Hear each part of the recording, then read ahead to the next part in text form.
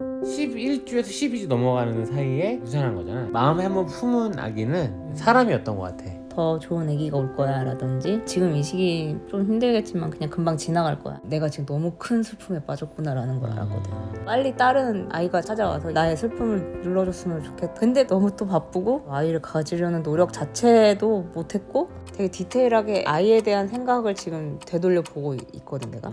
2년이라는 시간을 미친 듯이 일하면서 보내고 미국에 가면서 아버님이 애 하나 낳으러 미국 시민권자 만들어 오라고 농담 삼아 얘기하셨는데 그럴 수도 있겠구나 생각을 했었던 것 같아. 그때까지만 해도 애를 안 낳을 생각은 없었으니까. 근데 이제 미국에 가서 애기 낳을 거라는 생각을 지금 좀 못했던 건 그때 이제 돈 때문이었고 알아보니까 너무 돈이 많이 들어서 만약에 우리 애기를 갖더라도 미국에서 돌아와서 가져야겠구나. 미국에 있었을 때가 36살. 벌써 36이란 나이는 또 되게 늦은 나이란 말이지. 그러니까 그때부터 약간씩 걱정을 많이 했던 것 같아. 애기 가질 수 있는 시기가 너무 지나가 버리면 어떡하지. 늦게 가지면 더 힘들 텐데 이렇게 생각했던 것 같아. 그때까지만 해도. 우리가 또 이제 미국에서 지내면서 굉장히 또 새로운 생각도 많이 하고 그랬었잖아. 물론 미국 생활이 힘들었지만 우리 생각이 전환되고 우리의 삶이 변한 어떤 되게 중요한 기점이었다고 생각이 드는데 그래서 돌아왔을 때 나는 더 앞으로 일적으로 뭔가 더 잘해야겠다. 더 뭔가 도약해야겠다. 이런 생각을 또 가득 차서 이제 한국으로 왔단 말이지. 그게 2017년이니까 37이란 말이지. 그러면 진짜 이제 내가 마흔이 이제 몇 년 안 남은 거야. 나는 이제 마흔이 기점이라고 생각했거든. 그러니까 마지노선. 아기를 낳을 수 있는 마지노선이 마흔이다. 그러니까 뭐 둘째, 셋째를 낳는 게 아니고서는. 그래서 나는 이제 이 고민을 할 시간이 한 3년, 4년밖에 안 남았구나. 근데 또 한국에서 또 너무 바빴잖아. 그렇지. 많이 힘들었고 근데 대신에 작업 스킬이 많이 늘어났기 때문에 지금 생각해도 그때 시간들이 되게 헛되지 않았다고 생각은 들거든. 일에 몰두했던 것에 대해서 후회하진 않거든. 그런 생각은 조금씩 드는 거지. 일에 몰두하는 거를 100% 쏟을 수 있을까? 영상을 쏟아내고 있었는데 하나하나 낼 때마다 발전해가는 게 보였거든 내 눈에. 커리어적으로 되게 중요한 시기였는데 이 상황에서 내가 아기를 가지면 이게 갑자기 중단되는 거잖아. 그러니까 어떡하지라는 생각을 그때 조금씩 하다가 또 오빠가 중간에 아팠잖아. 내가 우울증. 오빠가 우울증이 오면서 일단 오빠가 회복하는 게 우선이었기 때문에 그러면서 이제 38, 9이 돼가면서 또 결국에 이제 퇴사를 하고 우리 일을 하기로 결정을 하고 이제 먹고 살 걱정 플러스 우리 앞날에 대한 일적으로 되게 중대한 어떤 인생의 기로에서 앞으로 막 달려나가야 되는 또 시기를 맞았단 말이야. 그때가 39이었지. 그때 막 많이 고민을 하다가 결국에는 일 쪽으로 기울면서 이제 점점점 비출선 쪽으로 가게 된다고. 그리고 실제로 우리 상황이 아이를 가지기 되게 어려운 상황으로 계속 치닫고 있었지. 또 오빠가 아팠잖아. 근데 사실 그런 생각이 들어. 누구나 사람들이 살면서 아플 수도 있잖아. 이런 일도 있고 저런 일도 있고 많은 일들이 있잖아. 그 누가 직장에서 힘들지 않은 사람이 있으면 그 누구가 바쁘지 않고. 그렇지만 그 와중에도 사람들은 아이를 낳고 한단 말이지. 물론 굉장히 힘들고 전쟁 같은 삶이겠지만 어쨌든 그 길을 가는데 우리는 그 길을 안 간 거잖아. 네가 너의 일을 하고 있었잖아. 그 일을 되게 좋아했었고 영상 일을 하는 데 있어서는 인정받고 싶어 했었고 나는 아기를 가져야 된다고 강력하게 얘기한 적이 없었던 것 같아. 맞아. 내가 그 주장을 강력하게 했었다면 너는 아마 따라왔어. 따라서 아기를 가졌겠지.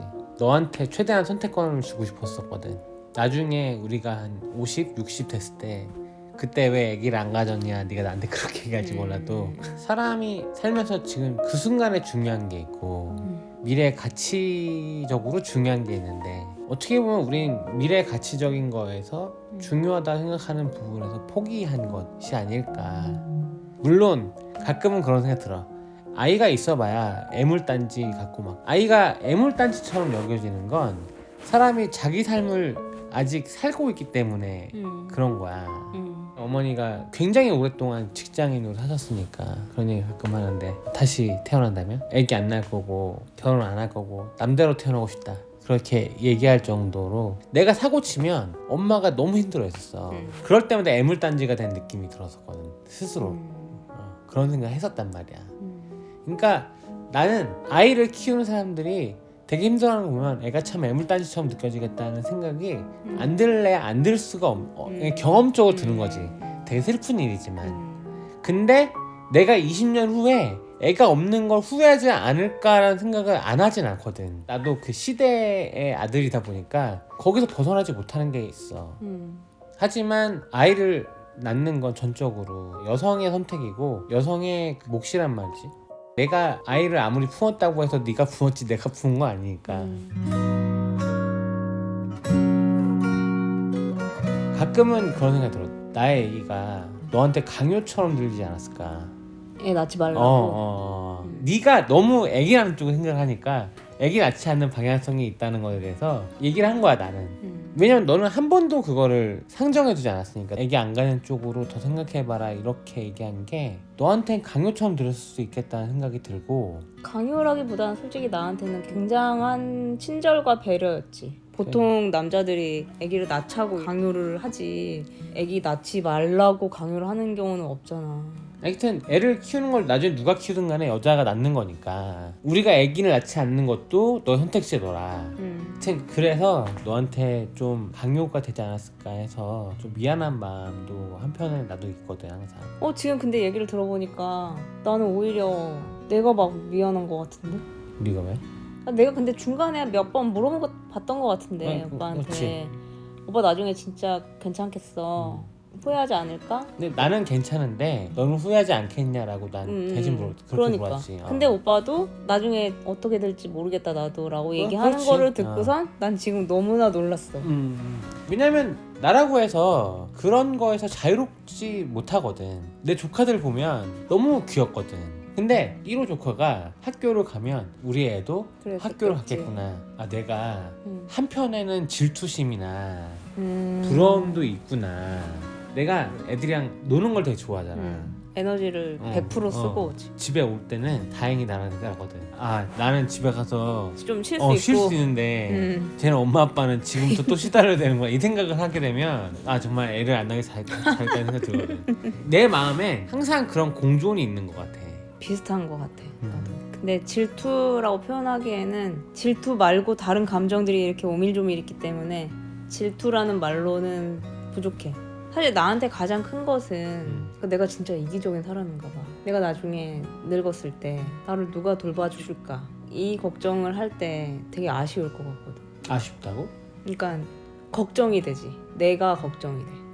지금은 서로 돌봐주고 하니까 괜찮은데 나중에 나이가 들었을 때 어떻게 될 것인가 그거에 대한 걱정이 들 때 내가 나중에 자식을 안 낳은 것에 대해서 후회를 할까라는 생각을 하거든. 그런데 한편으론 또 어떤 생각이 드냐면 이것은 이제 조금 다른 얘기지만 이건 좀 너무 어려운 얘기인데 나는 부모와 자식 간의 관계가 세상에서 가장 어렵다고 생각하거든. 가장 어렵지만 또 가장 가깝고 가장 사랑하잖아. 어쩔 땐 너무 좋고 어쩔 땐 너무 싫어. 근데 싫건 좋건 그 안에는 진짜 이 세상에 어떤 것과도 비교할 수 없는 사랑이 있기 때문에 아무리 뭐 엄마가 나한테 상처 주는 말을 하고 내가 엄마한테 상처 주는 말을 하고 해도 없어져 버려. 부모 자식 간의 관계에서는 그게 어쩔 때는 내가 엄마 때문에 너무 즐겁고 엄청 때는 너무 행복할 때가 있고 어쩔 땐 나를 가장 힘들게 하는 것도 엄마거든. 근데 그런 되게 극단의 어떤 감정을 느끼게 할 수 있는 거는 엄마 아빠뿐이야 이 세상에서. 내가 되게 좋은 일이 있을 때 가장 먼저 알리고 싶은 것도 가족이고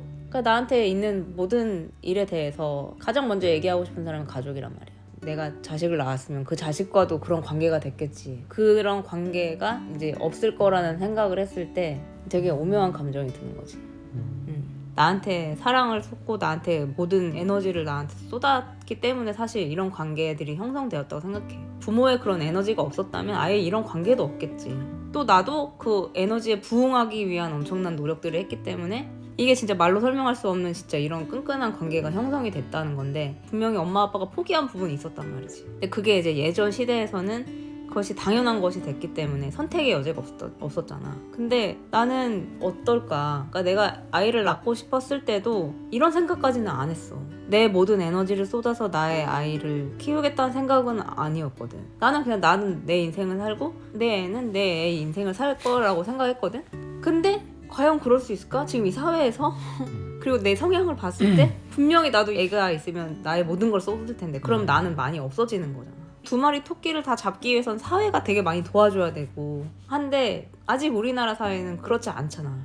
그렇기 때문에 기로에 설 수밖에 없다. 여성은 선택을 할 수밖에 없다. 내몰렸다라는 표현이 맞는 것 같아. 고모는 왜 결혼했는데 아기가 없어요?